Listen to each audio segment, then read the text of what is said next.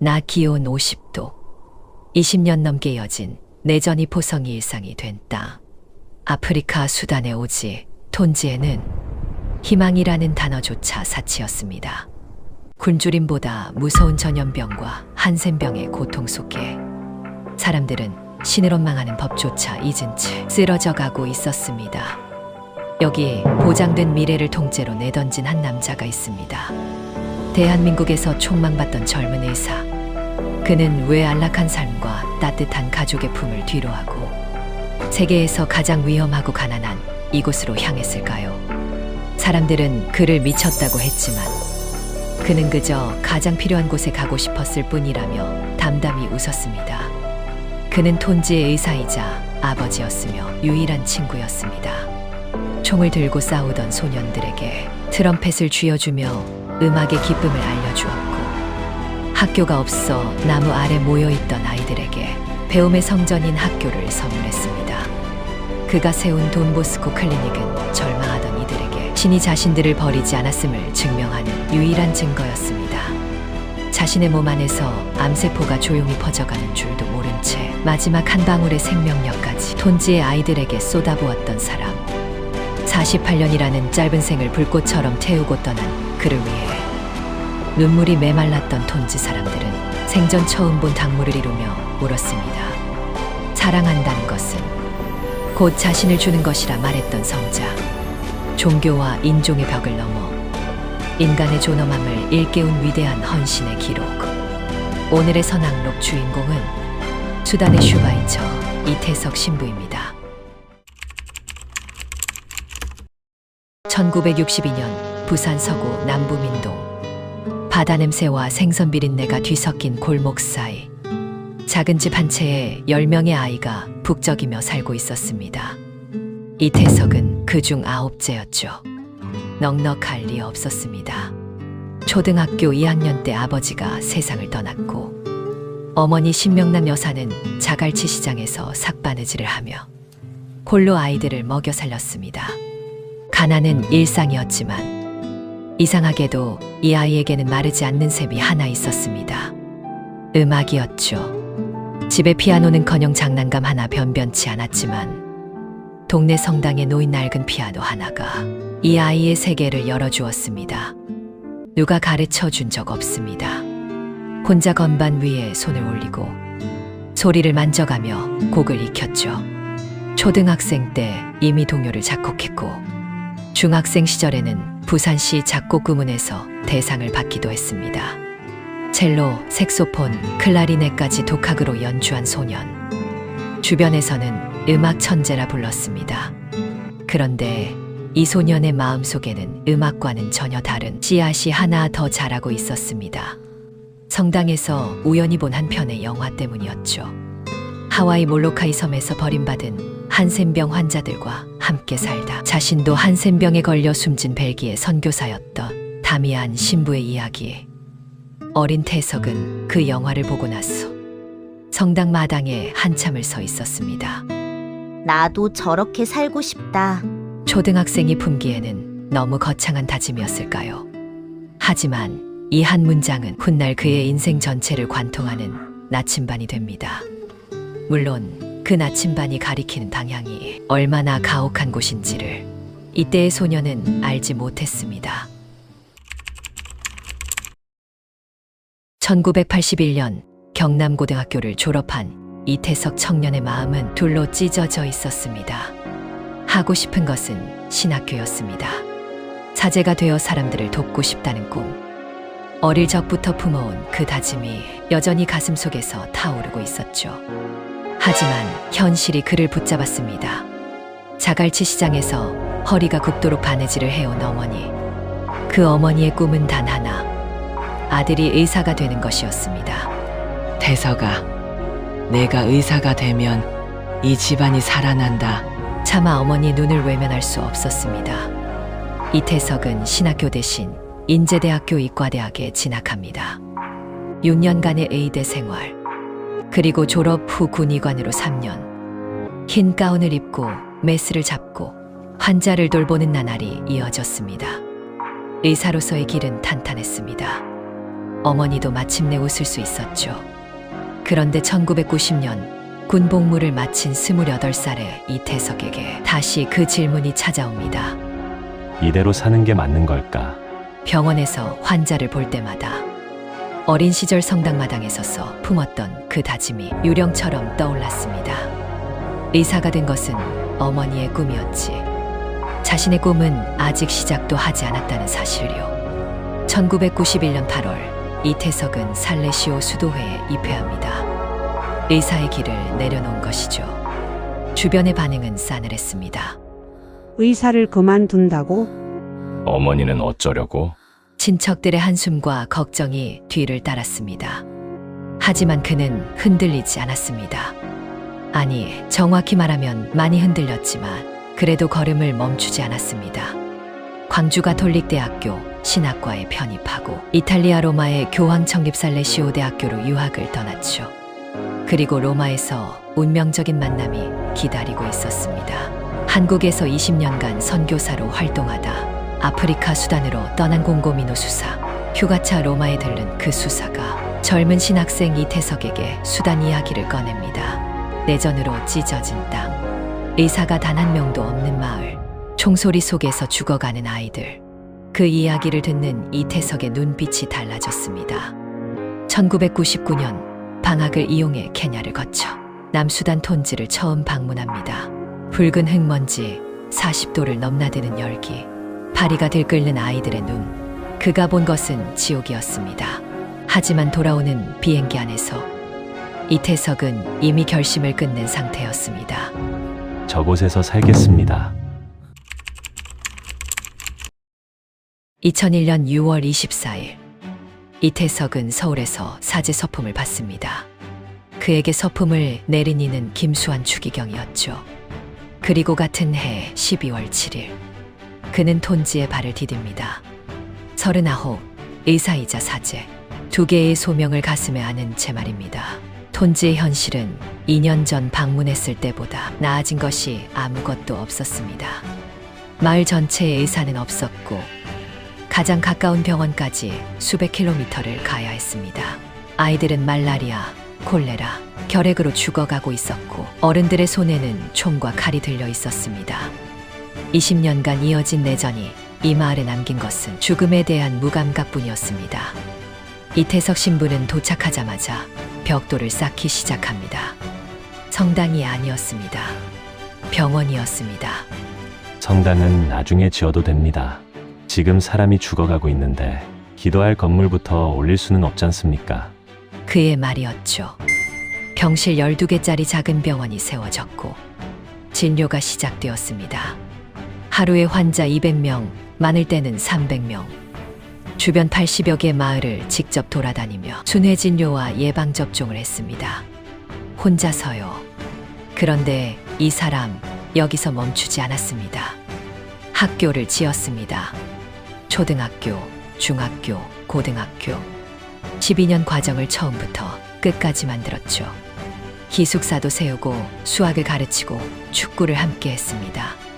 그리고 어느 날 그는 아이들의 손에서 총과 칼을 빼앗는 대신 다른 무언가를 쥐어줍니다. 악기였습니다. 클라리넷, 트럼펫, 플루트, 색소폰. 한국에 있는 지인들에게 하나하나 부탁해 모은 악기들이었습니다. 악보를 읽을 줄 모르는 아이들에게 음표 하나부터 가르쳤죠. 독학으로 수십 가지 악기를 익혔던 부산 남부민동의 그 소년이 이제 아프리카 한복판에서 음악 선생이 된 겁니다.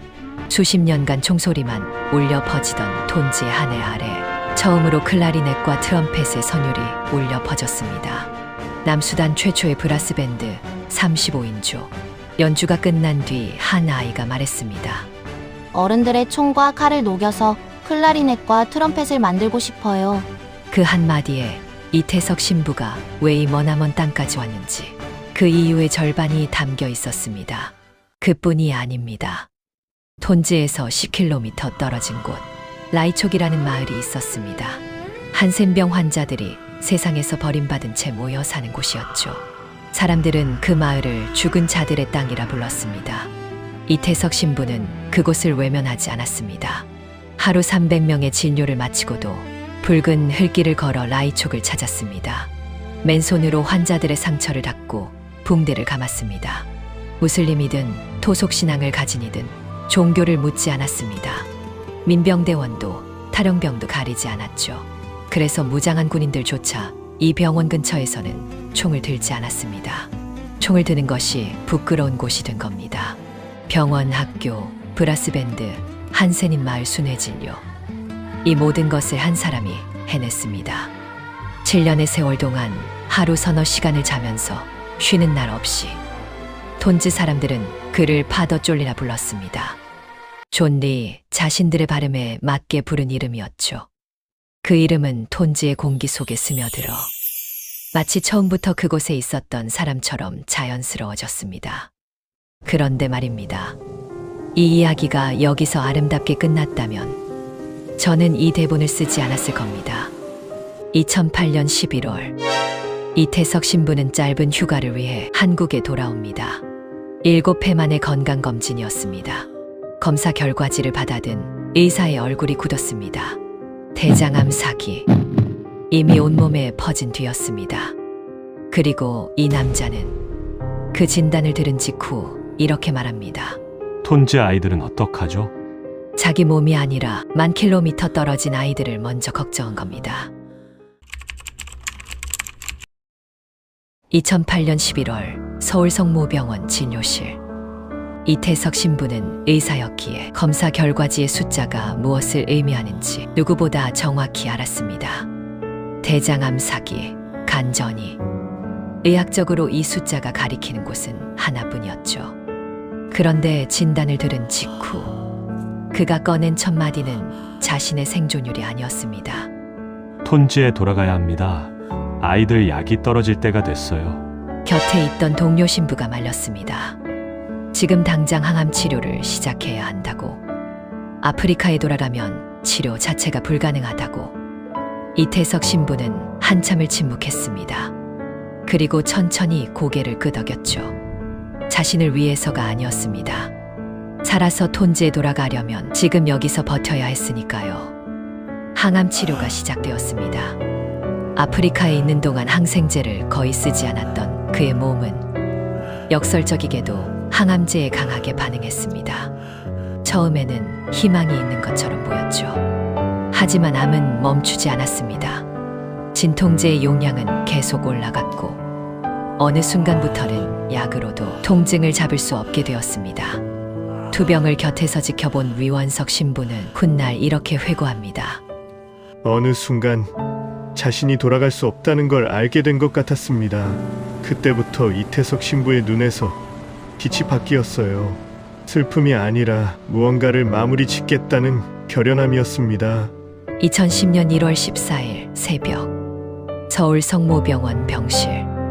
수액줄과 모니터 사이에 살레시오회 형제들과 가족이 둘러선 침대 위에서 이태석 신부가 마지막 숨을 내쉽니다. Everything is good. 모든 것이 좋다. 47회의 생을 단 세 단어로 정리한 남자. 그 입술이 닫히고 새벽 5시 35분 심장이 멈췄습니다. 병실에는 아무 소리도 나지 않았습니다. 묵주알을 굴리는 소리만이 겨울 새벽의 정적 위에 가느다랗게 놓였습니다. 그의 죽음이 알려진 것은 그날 아침이었습니다. 한국에서는 조용한 뉴스 한 줄이었습니다. 하지만 지구 반대편 톤즈에서는 마을 전체가 멈췄습니다. 시장이 문을 닫았고 학교에서 아이들이 뛰쳐나왔습니다. 수백 명의 주민이 거리로 쏟아져 나와 추모 행진을 벌였죠. 내전의 불씨가 여전히 남아있던 시기, 어떤 형태의 집단행동이든 엄격히 금지되어 있었습니다. 군인도 민병대원도 그 행렬을 막지 않았습니다. 그들 역시 파더 졸리에게 치료를 받았던 사람들이었으니까요. 눈물을 보이는 것을 수치로 여기는 딩카족 남자들이 얼굴을 감싸쥐고 울었습니다. 한 주민은 하늘을 향해 외쳤죠. 우리가 서로 싸우고 죽이게 하면서 왜 쫄리 신부님만 내려가느냐? 그 울음소리는 톤즈의 붉은 흙바닥 위를 오래도록 맴돌았습니다. 그런데 이태석 신부가 떠난 뒤 뜻밖의 일이 벌어지기 시작합니다. 그가 뿌린 씨앗들이 싹을 틔운 겁니다. 톤지의 브라스 밴드 아이들 중 하나였던 토마스 타바나콧이라는 소년이 있었습니다. 성당에서 복사를 서며 이태석 신부를 그림자처럼 따라다니던 아이였죠. 미사가 끝나면 성당은 진료소로 바뀌었고 토마스는 신부의 곁에서 환자들에게 붕대를 건네는 일을 도왔습니다. 그 소년의 눈에 비친 의사의 모습이 하나의 꿈이 되었습니다.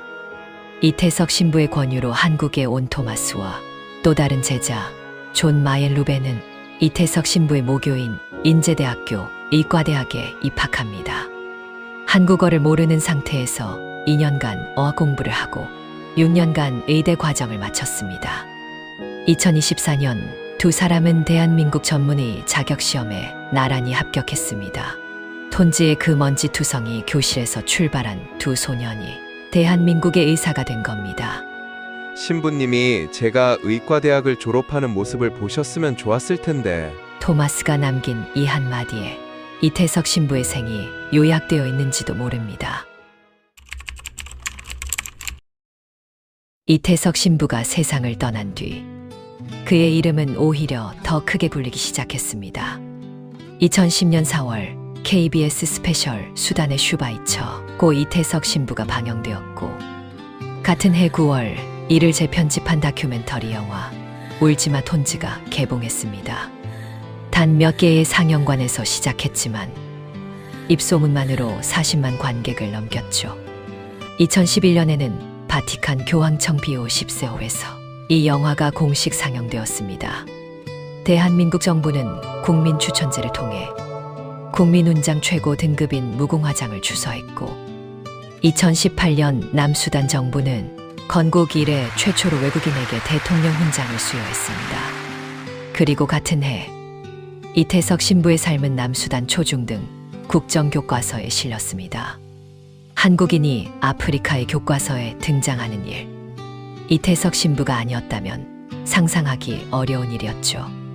교과서에는 이렇게 적혀 있습니다. 그는 남수단의 열악한 지역인 톤즈 주민을 위해 헌신한 세계적 영웅이다. 톤즈의 돈보스코 학교는 여전히 운영되고 있습니다. 이태석 신부가 세운 병원 자리에는 다른 선교사들이 남아 진료를 이어가고 있죠. 한센인 마을 라이촉에는 2022년 이태석 초등학교가 문을 열었습니다. 그가 가르친 제자 70여 명은 의사, 약사, 공무원, 언론인이 되어 세상 곳곳에 흩어져 있습니다. 부산 남부민동의 생가는 복원되었고 그 옆에 기념관이 세워졌습니다. 이태석 신부는 생전에 이런 말을 남겼습니다. 열로 나누면 많이 되는 게 하늘나라의 수학입니다. 하나를 나누면 줄어드는 것이 아니라 만배가 된다는 뜻이었죠. 그의 수학은 틀리지 않았습니다. 한 사람의 생이 끝난 자리에서 수백 개의 삶이 새로 시작되었으니까요. 여러분, 이제 한 가지 질문을 드리겠습니다. 이태석 신부는 태어날 때부터 특별한 사람이었을까요? 부산 남부민동의 가난한 집, 자갈치 시장에서 삭바느질로 생계를 이어가는 어머니, 10남매 중 9째. 어디를 봐도 영웅의 조건은 없었습니다. 그저 성당에서 오르간을 만지던 평범한 소년이었죠. 그렇다면 그를 성자로 만든 것은 무엇이었을까요? 타고난 착한 심성이었을까요? 아니면 인생의 갈림길마다 조금 더 어려운 쪽을 선택한 용기의 누적이었을까요? 의사가 될 수 있는데 사제를 택한 것, 안전한 곳에 남을 수 있는데 전쟁터로 간 것, 자기 몸이 무너지고 있는데 아이들을 먼저 걱정한 것, 한 번의 위대한 결심이 아니라 매일 반복된 작은 선택들이 모여 한 사람의 일생을 만든 것은 아닐까요? 톤지의 붉은 흙길 위로 오늘도 클라리넷 소리가 울려 퍼지고 있습니다. 그 선율을 처음 가르쳐준 사람은 이제 이 세상에 없지만 악기를 쥔 손들은 여전히 그곳에 남아 있습니다. Everything is good. 47회의 삶을 세 단어로 갈무리한 그 목소리가 아프리카의 바람을 타고 아직도 어딘가를 떠돌고 있는 것 같습니다. 오늘의 선악록이었습니다. 여러분도 혹시 누군가의 한마디가 인생을 바꿔놓은 경험이 있으신가요? 아니면 반대로 내가 건넨 작은 말 한마디가 누군가에게 씨앗이 되어 돌아온 순간이 있으셨나요? 이태석 신부에게는 어린 시절 본 영화 한 편이 그랬고, 톤지의 아이들에게는 악기를 잡아봐 라는 한마디가 그랬습니다. 여러분의 이야기를 댓글로 나눠주시면 감사하겠습니다. 구독과 좋아요는 다음 이야기를 만드는 힘이 됩니다. 선과 악, 그 경계의 이야기는 계속됩니다. 다음 선악록에서 만나겠습니다.